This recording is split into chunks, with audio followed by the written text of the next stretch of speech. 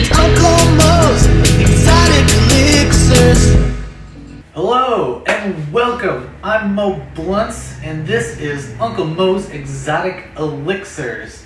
If you haven't done so already, hit like and subscribe so you can get more recipes on how to use some of my bitters in your drinks. And if you haven't done so already, go to my website, mobluntz.com. That's Mo with no E, Bluntz with a Z, and pick yourself up some bottles of my small batch bitters. In this episode, I'm going to show you how we're using the Cannabitters in a cocktail. This is a really easy cocktail to make, and I actually got the idea from a couple of my friends who run the bars at Nightingale and Mortimer's here in Minneapolis. So this is called a Minnesota Mule, and you'll see why. I'm going to make this drink right into my glass. It's a Collins glass today, and I'm going to drop in 2 ice cubes. We're making the drink right in the glass. Alright, so a typical Moscow Mule uses vodka as your base spirit. In Minnesota Mule, we're going to make it a little bit more Norwegian. We're going to use this Tattersall Aquavit, and I'm going to pour in 2 ounces of Tattersall Aquavit straight into my glass.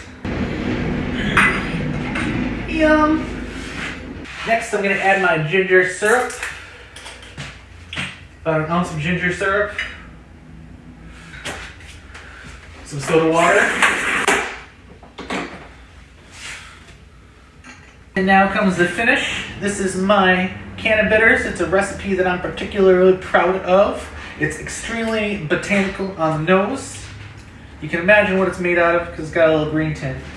I'm going to do 2 drops. I can smell it about a foot away from my face.